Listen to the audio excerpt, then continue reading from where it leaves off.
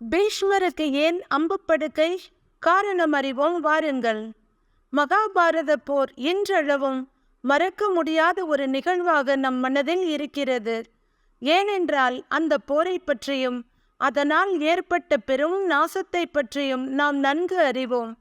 இந்த மாபெரும் போருக்கு பலரின் வஞ்சக எண்ணங்களும் சிலரின் சபதங்களும் பேராசைகளும் காரணமாக இருந்த போதிலும் அதனை தலைமை ஏற்று நடத்தியது வாசுதேவ கிருஷ்ணர்தான்.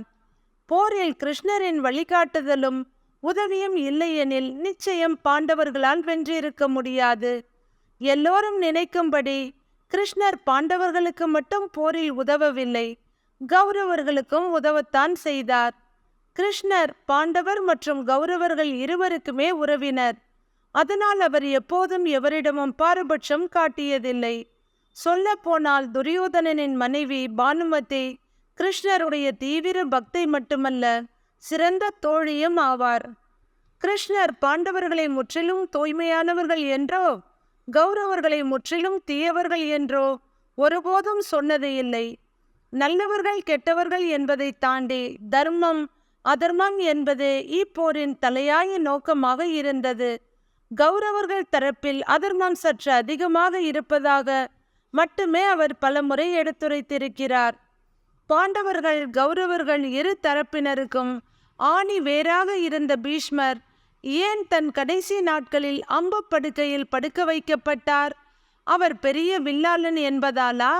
அப்படியென்றால் இன்றளவும் வில்லுக்கு விஜயன் என்ற சொல்தானே விளங்கி வருகிறது. இதைவிட சிறந்த வில்லாளன் என்ற பெயருக்கு சொந்தக்காரன் கர்ணன் என்றோ? குருஷேத்திரத்தில் இரு தரப்புக்கு இடையேயான யுத்தத்தில் 9வது நாள் முடிந்தது. 9 நாட்கள் கடந்தும் பாண்டவர்களை வீழ்த்த முடியவில்லையே என்று நினைத்த துரியோதனன் பிதாமகர் பீஷ்மரிடம் கொண்டிருந்த நம்பிக்கையை இழந்துவிட்டான்.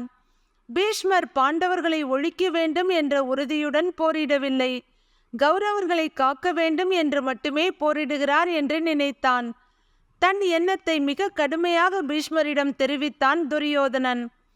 அஸ்தினாபுரத்து இளவலின் கொடும் வார்த்தைகளால் மனமுடைந்த பீஷ்மரும் அதே கடுமையுடன் நாளைய போரில் பாண்டவர்களை தோல்வியுறச் செய்வேன் என்று சபதம் எடுத்தார். ஆனால் துரியோதனனோ, பாண்டவர்களை தோற்கடிப்பேன் என்று சொல்லாதீர்கள், அவர்களை போரில் கொள்வேன் என்று சொல்லுங்கள் என்றான்.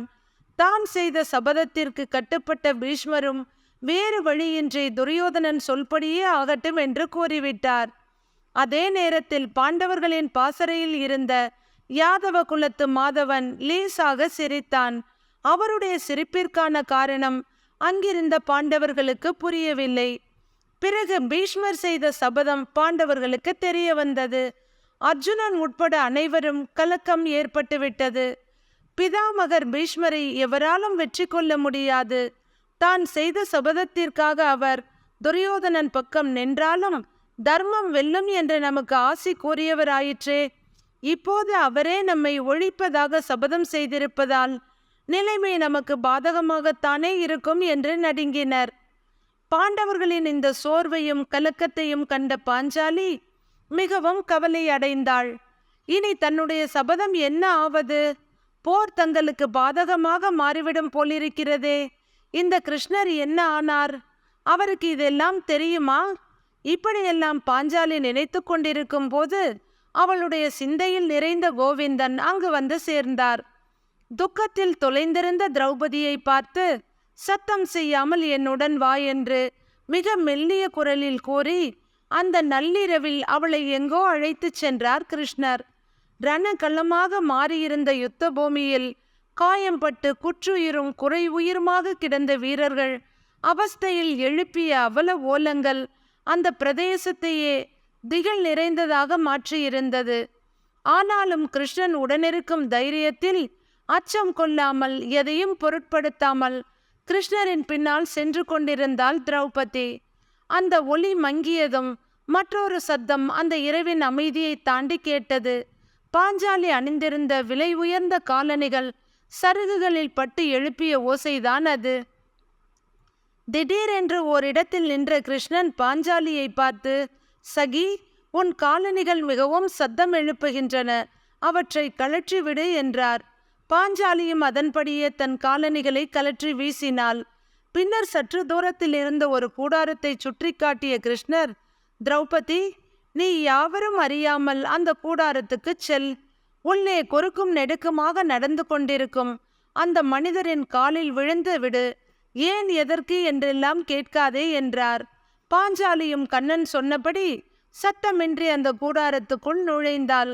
அங்கே ஒரு மனிதர் குறுக்கும் நெடுக்குமாக நடந்து கொண்டிருந்தார்.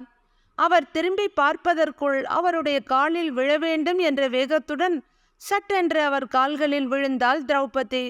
அந்த மங்கலான வெளிச்சத்தில் வந்தது யார் என்று தெரியாமல் யாரோ ஒரு பெண் தன் காலில் விழுவதை கண்ட பீஷ்மர், தீர்க்க சுமங்கலியாக இரு மகளே என்று வாழ்த்தினார். அவளை எழுந்திருக்கச் சொன்னவர், அவள் யாரென்று கேட்டார். பாஞ்சாலி எழுந்ததும் அவளை பார்த்த பீஷ்மர் அதிர்ந்து போனார். போயும் போயும் இவளையா வாழ்த்தினோம் என்று தனக்குள் மருகினார். நாளைய போரில் யாரை ஒழித்து கட்டப் போவதாக துரியோதனனுக்கு வாக்களித்திருந்தாரோ அந்த பாண்டவர்கள் பத்தினியை தீர்க்க சுமங்கலியாக இரு என்றல்லவா வாழ்த்திவிட்டார். தெய்வம் தன்னை மிகவும் இக்கட்டில் கொண்டு வந்து நிறுத்தி இருப்பதாக வருந்தினார் பீஷ்மர். பாஞ்சாலியை பார்த்த பீஷ்மர், துருபத கன்னிகையே, பிணங்கள் குவிந்திருக்கும் இந்த யுத்தகலம் தாண்டி நீ தனித்தா வந்தாய்? உன்னை யார் இங்கே அழைத்து வந்தார்கள் என்று கேட்டார். அப்போது கூடாரத்தின் வாயிலில் ஏதோ நிழல் அசைவது போல தெரிந்தது.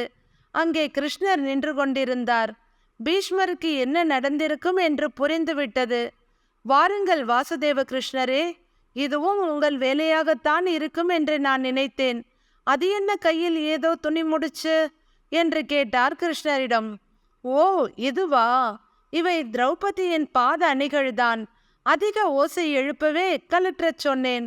அதைத்தான் என் உத்தரத்தில் முடிந்து வைத்திருக்கிறேன் என்றார். கிருஷ்ணர் சொன்னதுதான் தாமதம். திரௌபதி பாய்ந்து சென்று அதை பிடுங்கினாள். கோவிந்தரே, இது என்ன சோதனை? என் காலணிகளை தாங்கள் சுமந்து என்னை மகா பாவியாக்க வேண்டும் என்பதுதானா உமது எண்ணம்? அவள் கண்கள் கண்ணீரை வடித்தது. உடன் பிறந்தவளின் செருப்பை உடன் பிறந்தவன் தூக்குவது தவறல்லவே? பேசாதிரு. பெரியவர் பீஷ்மரிடம் உன் கோரிக்கையை சொன்னாயல்லவா என்றார் கிருஷ்ணர். பீஷ்மர் குறுக்கிட்டு, மாதவரே, அவள் என்னிடம் எதுவும் சொல்லவில்லை. ஆனால் நான் என்ன சொல்ல வேண்டும் என்று நீர் தீர்மானித்திருக்கிறீரோ அதை நான் அந்த பெண்ணுக்கு ஆசையாக கூறிவிட்டேன். நீர் பொல்லாதவர். உம்மை அபயம் என்று சரணடைவோரை காக்க அவர்களின் பாத அணிகளை கூட தாங்கிக் கொண்டிருப்பீர். பாண்டவர்க்கு உங்கள் அருள் இருக்கும்போது இந்த பீஷ்மனால் மட்டுமல்ல, யாராலும் அவர்களை என்ன செய்துவிட முடியும்? வாசுதேவ கிருஷ்ணரே, நீர் யார் என்பதை நன்றாக அறிந்தவன் நான். ஆனால் பக்தர்களை ரட்சிக்கும் பொருட்டு இப்படி பாஞ்சாலியின் பாத அணிகளை சுமந்து வந்து நிற்க வேண்டுமா என்று வினவினார். பிதாமகரின் கண்களிலும் நீர் அருவி போல கொட்டியது. மறுநாள் போரில் அந்த ஆலமரம் அடியோடு சாய்ந்து அம்பு படுக்கையில் விழுந்தது. யுத்த களத்தில் வீழ்த்தப்பட்டார் பீஷ்மர் என்ற செய்தி கர்ணனை அடைந்தது. இடிந்து போனான். அவரை வீழ்த்தியது யார் என ஆவேசப்பட்டான். அர்ஜுனனின் பெயரை கேட்டவுடன் கொதித்தான். பிதாமகரை அத்தனை எளிதாய் வீழ்த்திவிட்டானா அர்ஜுனன் என கோபப்பட்டான். இல்லை, சிகண்டியை முன்னிறுத்தி பீஷ்மரை வதைத்து விட்டார்கள் என்றான் தகவல் கொண்டு வந்த வீரன். அதர்மத்தின் பக்கம் நாங்கள் நிற்கிறோம் என்று எங்களை குறை கூறிய பாண்டவர்களே, அதர்மத்தினை கையில் எடுப்பதுதான் தர்மமா? அர்ஜுனா, இதோ வருகிறேன். சந்திக்கிறேன் உன்னை யுத்த களத்தில். உன்னை கொல்ல வேண்டும் என நான் நினைத்ததற்கான காரணங்கள் ஒன்றன் பின் ஒன்றாக சேர்ந்து கொண்டே போகின்றன என தனக்குள் பொங்கினான் கர்ணன். இறுதியாக ஒருமுறை பீஷ்மரின் திருமுகத்தை கண்டுவர கிளம்பினான். யுத்தகலம் நோக்கி கௌரவர் சேனையும் பாண்டவர் சேனையும் அணிவகுத்து நிற்க ஒவ்வொருவராய் பீஷ்மரை கண்டு கலங்கியபடி நகர்ந்தார்கள். போதும், புறப்படலாம் என நினைத்த பீஷ்மர் தனது தாயின் மடியினை தேடினார். இந்த பூமிக்கு புனித நீரை கொடுக்கும் கங்காதேவியின் புத்திரன் நான். இப்போது அந்த புனித நீரோடு உயிரை துறக்கலாம் என்று எண்ணிய பீஷ்மர் அர்ஜுனனை அருகில் அழைத்தார். அர்ஜுனா, தாகம் அதிகமாக இருக்கிறது. இதுவரை கொண்ட அத்தனை தாகத்தினையும் மறக்கச் செய்யும் அதீத தாகம். என் தாய் கங்கையால் மட்டுமே தீர்க்க முடியும் தாகம். இந்த தாகம் தீராமல் நான் இவ்விடம் விட்டு நகர்தல் என்பது இயலாது. புரிகிறதா என்றார் பீஷ்மர். அர்ஜுனனின் கலங்கிய கண்கள் கண்ணனை நோக்க, அவனும் தலையசைக்க தனது ஒரு அம்பை எடுத்து நிலம் நோக்கி செலுத்தினான் அர்ஜுனன். பூமியை பிளந்து பாறைகளை தாண்டி ஆழத்தில் பயணித்து கொண்டிருந்த கங்கையை தொட்டது அர்ஜுனனின் அம்பு. அம்பு பயணித்த இடைவெளியில் பீஷ்மரின் சுவாசமும் கலந்து பயணிக்க சீறி எழுந்தாள் கங்கை. கிடைத்த இடைவெளியில் பொங்கி வழிந்து ஊற்றாய் பெருகி பாலாய் வழிந்தாள். மண் தொட்டு கிளம்பிய கங்கை நேராக தாகம் தீர்க்க தாயாக மாறி பாலூட்ட ஆரம்பித்தாள் தன் மகன் பிதாமகர் பீஷ்மருக்கு. போதும் தாயே போதும், கொண்டதொரு பணி நிறைவாய் முடிந்தது, விடை கொடுங்கள் எனக்கு என்று மனதாலேயே தன் தாயை வணங்க கங்கை மீண்டும் பூமிக்குள் திரும்பினாள். பீஷ்மரை பெற்றதனால் புனிதமானால் இந்த கங்கை என நாளைய சரித்திரம் சொல்லுமடா உன் பெயரை என வாழ்த்தினாள். பீஷ்மரின் கண்கள் விண்ணை நோக்கின. தேவர்களும் விண்ணவர்களும் புடைசூழ நிற்பது கண்டு மனதால் அனைவரையும் வணங்கினார். சூரிய தேவனுக்கு அருகிலேயே மரணதேவன் தன் அனுமதிக்காக காத்திருப்பது தெரிந்தது. வாரும் மரணதேவரே வாரும், இதுநாள் வரை உன் கடமையை நிறைவேற்ற தடையாய் இருந்தமைக்கு என்னை மன்னித்து விடுங்கள். நானே அழைக்கிறேன் உம்மை, வந்தென்னை ஆட்கொள்ளுங்கள் என பீஷ்மரின் மனம் இறைஞ்சியது. சற்று பொறுங்கள் பீஷ்மரே, இருக்கும் அத்தனை பேரையும் வெறுப்பு வெறுப்பென்றே ஆசீர்வதித்து செல்கிறீர்களே. வந்து கொண்டிருக்கிறான் என் மைந்தன், அவனுக்கும் ஆசி வழங்கிவிட்டு நீர் கிளம்பலாமே என்று கேட்டான் சூரியதேவன். அதே நேரம் கர்ணனும் அங்கே நுழைந்தான். அம்பு படுக்கையில் கிடத்தப்பட்டிருந்த பீஷ்மரை கண்டதும் ஆடிப்போனான். மனம் கலங்கியது. அவரை எதிர்த்து உதிர்த்த வார்த்தைகள் நினைவில் வந்து நெஞ்சினை வருத்தியது. அவரது பாதம் தொட்டு பணிந்து நின்றான். பிதாமகரே, அறியாமல் கோபத்தில் நான் உதிர்த்த வார்த்தைகள் உம்மை காயப்படுத்தி இருப்பின் என்னை மன்னியுங்கள் என்றான் கர்ணன். தவறான புரிதலால் ஏற்பட்ட விளைவுகளுக்கு காரணம் எதையும் கற்பிக்க இயலாது. கர்ணா, இதோ நீ விரும்பியது காத்திருக்கிறது.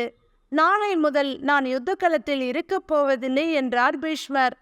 அவசரப்பட்டு பேசிவிட்டேனோ என்று பல முறை வருந்தி இருக்கிறேன் பிதாமகரே.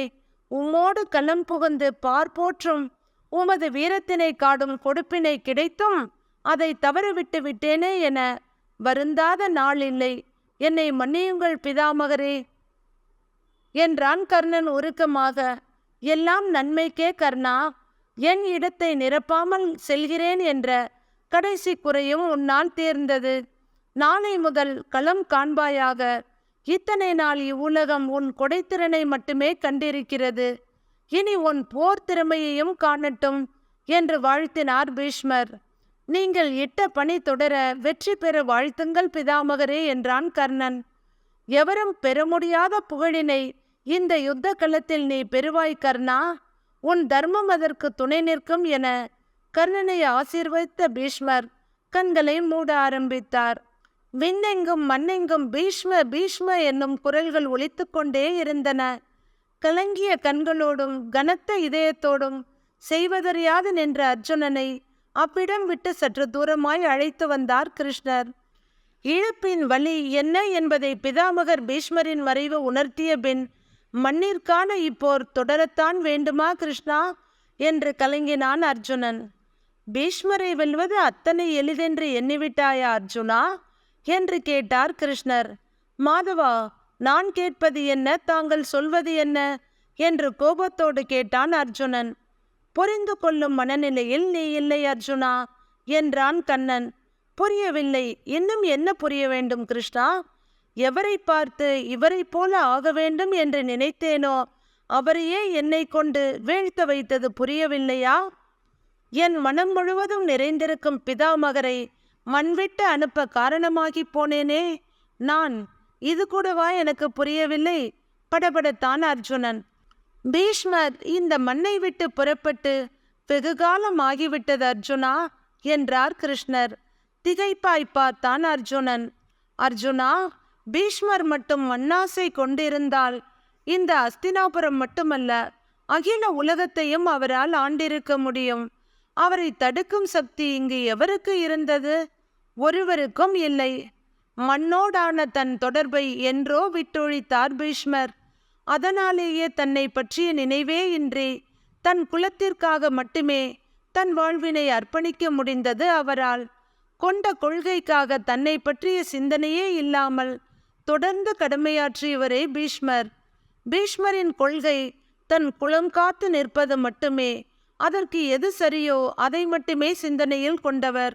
அது சரியா தவறா என்று கூட யோசிக்க மாட்டார். தன்னிலை தாழ்ந்தாலும் கவலைப்படாமல் தன்னை நம்பி இருக்கும் தன் குலம் காக்க வேண்டும் என்று எண்ணியவர் பீஷ்மர். அதற்காக அவர் கைக்கொண்ட தவம்தான் பிரம்மச்சரியம். மண்ணிலிருந்து தன்னை விலக்கிக் கொள்பவனால் மட்டுமே பீஷ்மனாக முடியும் என்றான் கண்ணன். இதை கேட்டும் அர்ஜுனனுக்கு சந்தேகம் தீரவில்லை. பஞ்சபூதங்களில் ஒன்றுதானே இந்த மண், அதை மட்டும் விட்டு விலகி நின்றால் போதுமா என்று கேட்டான். நீர் நெருப்பு என இரண்டையும் தன்னுள் அடக்கி தன்னை தொட்டே அவைகளை பெற முடியும் என்றிருக்கும் மண்ணை அத்தனை சாதாரணமாக எண்ணிவிடாதே அர்ஜுனா. இங்கு அனைத்திற்கும் காரணம் மண்தான். உலகின் அத்தனை செயல்களுக்கும் ஆதாரமாய் நிற்பது இந்த மண் மட்டுமே. மனித பிறவியின் அசைக்க முடியாத ஆழமான ஓர் உணர்வு ஆசை. அந்த ஆசையின் அஸ்திவாரமே மண்தான். தாயின் கருவில் இருக்கும் வரை மண்ணோடு தொடர்பு இல்லை. எப்போது குழந்தை என்ற ஓர் உயிர் மண்ணை தொட ஆரம்பிக்கிறதோ அப்போதே நுழைகிறது அதனுள் மண் ஆசை. தான் படுத்திருக்கும் இடம் அது மட்டும் போதுமா? போதாது.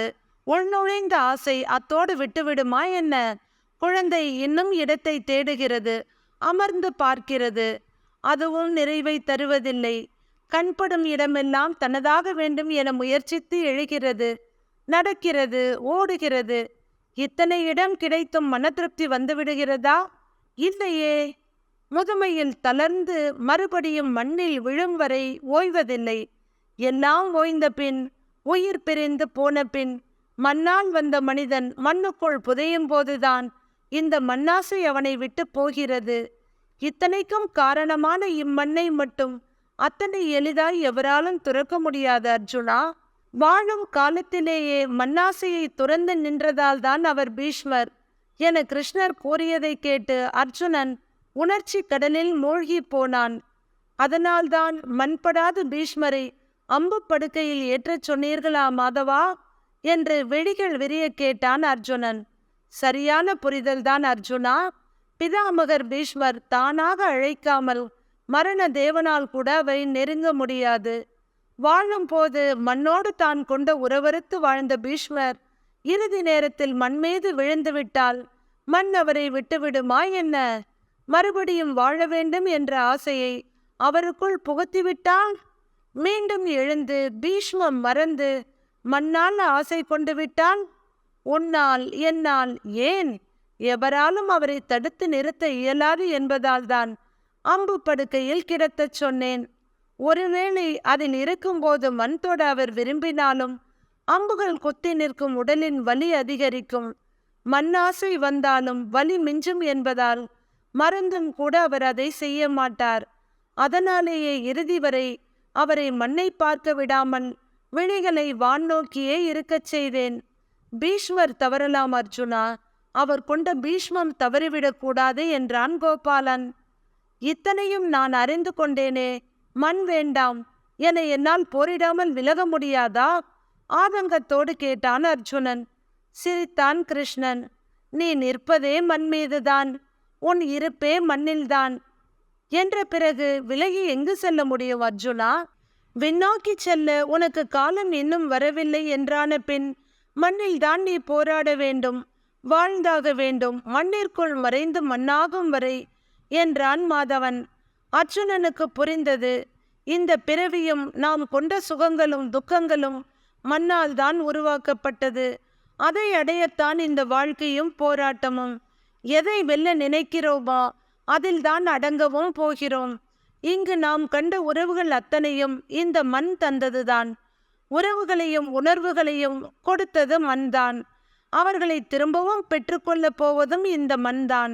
ஏனெனில் நான் என்பதும் அதுதான். இதை புரிந்து கொள்வதே வாழ்க்கை.